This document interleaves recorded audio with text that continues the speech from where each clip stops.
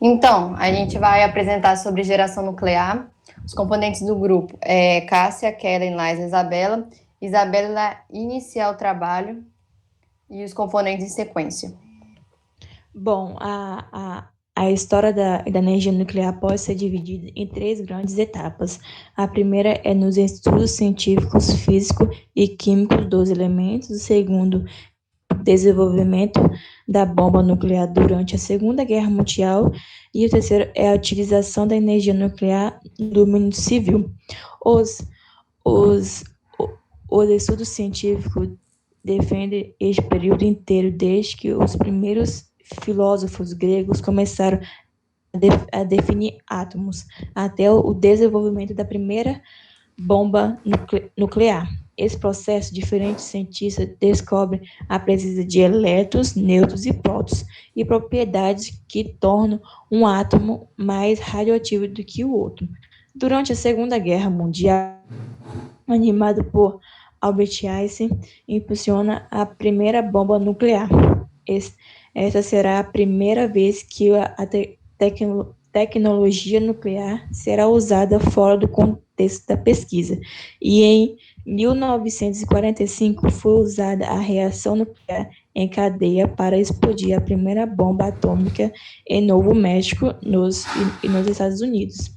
A segunda e a terceira caiu sobre o Hiroshima e Nagasaki no Japão, selando a vitória norte-americana na guerra. Em 1953,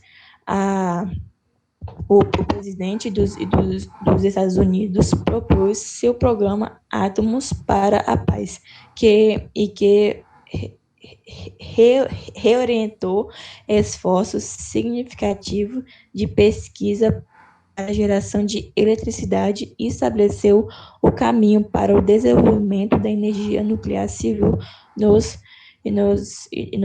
nos Estados Unidos. E neste momento é que as primeiras usinas nucleares para a geração de eletricidade começam a aparecer. A Rússia inaugurou, no dia 27 de junho de 1954, o primeiro reator nuclear do mundo, em Obrex, eu não sei falar esse nome, uma pequena cidade a 100 quilômetros ao sul de Moscou. O, o, e é o primeiro reator o primeiro reator era parecido com o de Chernobyl e foi desativado em 2002. Além de ser a primeira usina nuclear do mundo, o OPEX foi também a primeira a ser desativada corretamente. Passo.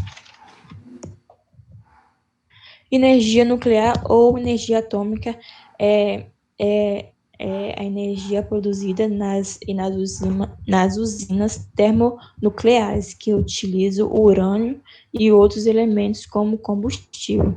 O princípio de funcionamento de uma usina nuclear é a utilização do calor térmico para gerar eletricidade. O calor é proveniente da fissão dos átomos de urânio, que Lázaro vai falar mais um pouco.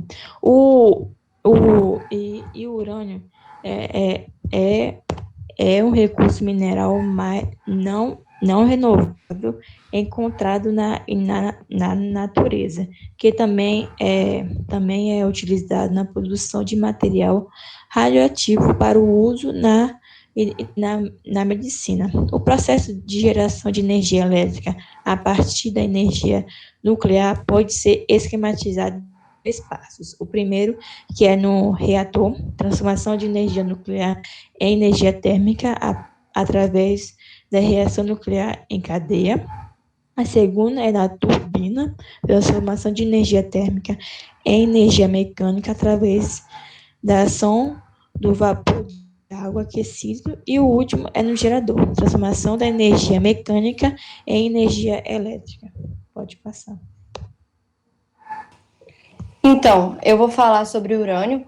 O urânio, na natureza, existe basicamente dois tipos, que é o urânio 238 e o urânio 235. Eles têm de semelhança que são isótopos, pois possuem o mesmo número de prótons. E a diferença é no número de nêutrons e a massa. O problema é que 98% do urânio encontrado na natureza é do 238, e o 235 é cerca de 0,07%. Só que o urânio que nós utilizamos para fazer nossas usinas nucleares ou as bombas atômicas é o 235, que pode sofrer o processo de fissionamento por nêutrons. Observando isso, percebemos que temos um problema, porque possuímos uma quantidade menor do urânio 235 em relação ao 238. Então, foi preciso criar processos industriais para poder melhorar a porcentagem disso. Basicamente, existem dois processos, que é a difusão gasosa e a ultracentrifugação. A difusão gasosa, ela pega o dióxido de urânio, converte em gás hexafluoreto de urânio.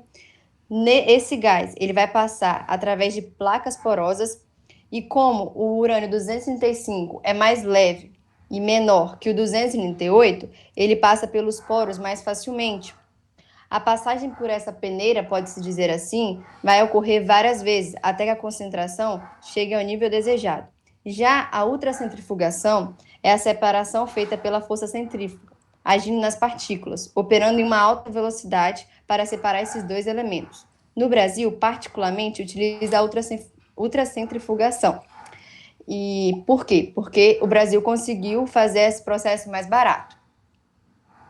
As reações nucleares. Primeiramente, para entender a reação nuclear, a gente tem que entender o átomo. O átomo é composto por nêutrons, prótons e elétrons. Os nêutrons e os prótons no núcleo e os elétrons na eletrosfera. As reações nucleares, elas podem ser entendidas como a interação de duas partículas nucleares, ou seja, a interação dos núcleos formando novos núcleos. Elas podem ocorrer de várias maneiras, como a fissão, que é a quebra do núcleo grande, liberando energia, que é a que ocorre na usina nuclear e que eu irei explicar no próximo slide, e a fusão, que é a união de pequenos núcleos liberando uma alta energia. A fusão, ela ocorre no Sol e ela libera cerca de 10 vezes mais energia que a fissão, que ocorre na usina nuclear. Apesar desse processo ser conhecido, essa reação não é controlada ainda. A fissão. A fissão, como disse anteriormente, é a quebra de núcleos grandes em núcleos menores, liberando assim uma enorme energia. Como a gente pode observar, um exemplo que a gente também pode usar nesse esquema que está no slide é a fissão do urânio 235. O nêutron chega, choca no urânio 235, separa. Com esse chocamento, ele vai dividir em criptônio e bário e vai liberar 3 átomos. Esses 3, na verdade, os 3 nêutrons. Esses 3 nêutrons vão se chocar com outro núcleo de urânio e vai liberar nêutron e energia. E assim vai ocorrer uma reação em cadeia. A reação em cadeia, ela é o chocamento desses nêutrons com os núcleos dos elementos, liberando energia e fazendo esse processo continuamente. E esse processo ocorre principalmente na usina nuclear. Mas na usina nuclear esse processo tem que ser controlado. Por isso, um controle feito para essa reação de fissão é o controle de barras. O controle de barras ocorre no núcleo do reator. Essas barras, elas podem ser constituídas de liga metálica e ela tem a propriedade de absorver os nêutrons, diminuindo assim o número de fissões. Através desse sistema de controle por barras, inserindo ou retirando as barras, mantém-se constante de nêutrons para que ocorra a fissão e a energia seja liberada e, consequentemente, a potência térmica do reator também é controlada. Passo. Agora eu vou falar um pouquinho sobre a usina nuclear. As usinas nucleares, elas são usinas térmicas que usam o calor produzido na fissão para produzir a eletricidade. A usina nuclear, ela difere de uma usina térmica convencional basicamente quanto à fonte de calor. Porque enquanto numa usina térmica convencional há uma combustão de óleo ou de carvão ou de gás, em uma usina nuclear é utilizado o potencial energético do urânio. As usinas nucleares possuem 3 circuitos de água: circuito primário, circuito secundário e circuito de água de refrigeração. Esses circuitos eles não dependem um do outro e eu vou estar explicando eles um pouquinho mais para frente. O reator nuclear. Nas usinas nucleares são usados reatores nucleares. Eles possuem a função de controlar a fissão nuclear. O uso do reator faz com que a reação nuclear controlada fique autossustentada, ou seja, a reação ela ocorre de forma descontrolada. Mas os reatores eles vão tem mecanismos que vão impedir o descontrole e fazem com que a reação seja controlada e a energia seja reaproveitada, gerando energia elétrica. Há vários tipos de reatores, mas os principais tipos são os reatores refrigerados a gás, o reator inglês, o reator de alta temperatura, o reator moderado a água, o reator de água pressurizada PWR, que é o mais utilizado no mundo todo em várias usinas nucleares, o reator de água em ebulição BWR, o reator canadense, o reator de água pesada e o reator rápido. O reator nuclear possui várias partes, ele é dividido em várias partes, mas eu vou estar explicando aqui um pouquinho sobre o vaso do reator e o núcleo. O vaso do reator ele é dividido em corpo e cabeça. Como funciona? A água de refrigeração do reator entra pelo bocal de entrada, desce orientada pelo barril, que está junto à parede do vaso, e vai até o fundo, e entra pela parte de baixo do núcleo do reator, percorrendo de baixo para cima todo o seu comprimento, e retira o calor gerado nele e sai pelo topo. O núcleo é a parte mais importante do reator nuclear. Nele estão contidos elementos combustíveis e também as barras de controle. Como funciona? O fluxo de água passa pelos elementos combustíveis, por entre as varetas de combustível, na direção do fundo para o topo, e retira a energia em forma de calor existente no encamisamento. Pode passar. Agora, o funcionamento da usina nuclear. Como eu disse, é dividido em primário e secundário e o sistema de refrigeração, como vocês podem analisar na imagem. O circuito primário está no interior do vaso do reator. Lá a água é aquecida. A água fica aquecida em cerca de 320 graus Celsius e a pressão ela fica em 157 kg força por centímetro quadrado. Isso acontece para que ela possa continuar no seu estado líquido. A água circula no gerador de vapor, que é o circuito primário, e quando ela aquece, uma corrente de água passa por dentro do gerador, que é o circuito secundário, e no circuito secundário a água é transformada em vapor. E é isso que faz com que as turbinas se movimentem e gerem energia elétrica. O circuito primário ele compreende o vaso do reator, o gerador de vapor, a bomba de refrigeração do reator e pressurizador. E é isso que é chamado de sistema de refrigeração.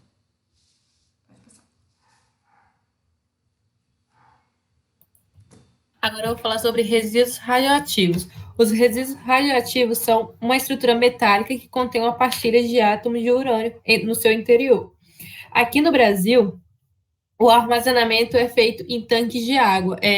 Fica durante 5 anos e depois são transferidos para serem enterrados.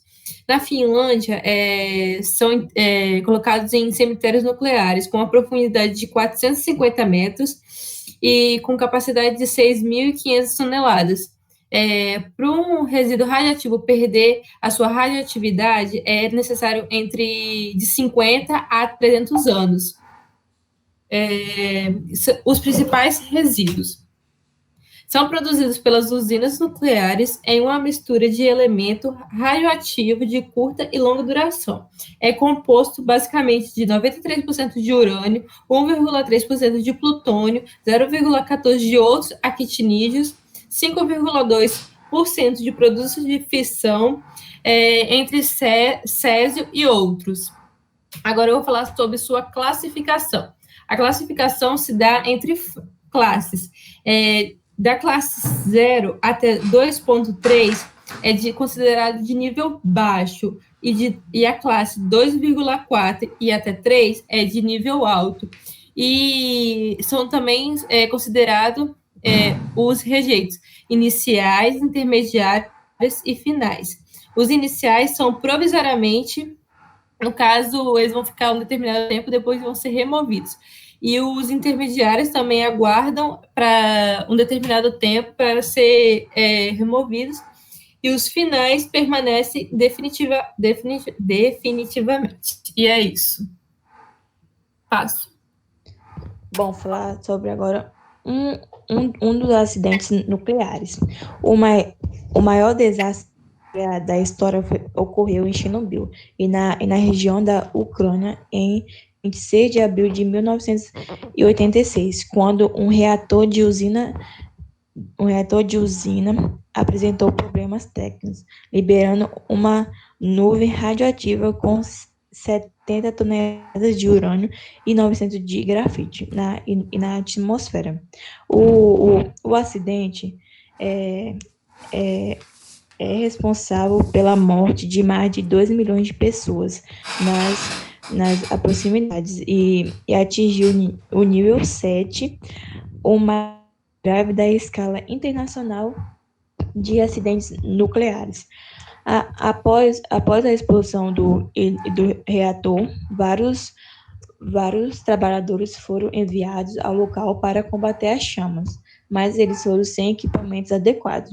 Eles acabaram morrendo em combate e ficaram conhecidos como liquidadores. A solução foi construir uma estrutura de concreto, aço e chumbo para cobrir a área da explosão. E, no entanto, a construção foi feita com urgência e apresenta fissuras, tanto que o local até hoje é nocivo pela radiação. Para ter uma ideia na magnitude do acidente, o volume de partículas radioativas em Chernobyl foi 400 vezes maior do que o emitido pela bomba atômica em Hiroshima, lançado no Japão após a Segunda Guerra Mundial. Aqui tem algumas imagens do acidente de Chernobyl e não tem só esse exemplo, tem do Fukushima, que aconteceu no Japão em 2011. Passo. Geração nuclear no Brasil. A usina nuclear no Brasil tem duas usinas, que é a Angra 1, Angra 2, que são operantes, e Angra 3 está em fase de construção. Angra 1, ela opera com 640 megawatts e tem uma energia suficiente para suprir uma cidade de 1 milhão de habitantes. E a segunda usina, Angra 2, ela tem uma capacidade de 1.350 megawatts e é capaz de atender ao consumo de uma cidade de 2 milhões de habitantes. E Angra 3, ela terá uma potência de 1.400 megawatts e também vai ter a capacidade de gerar mais de 12 milhões de megawatts-hora por ano. Essas usinas, elas também operam com um reator de água pressurizada, o PWR. Pode passar. Vantagens e desvantagens. Tem várias vantagens, mas aqui eu vou citar uma, que é que uma central térmica nuclear, ela tem capacidade de gerar muita potência com pouco material usado, que é o urânio. Aqui tem uma demonstração que vocês podem ver que 10 gramas de urânio 235 equivalem a 700 kg de óleo, ou também a 1.200 kg de carvão. Também há várias desvantagens, mas uma desvantagem bem importante é que o plutônio 239 leva cerca de 24 mil anos para ter a sua radioatividade reduzida à metade e cerca de 50 mil anos para se tornar inócuo.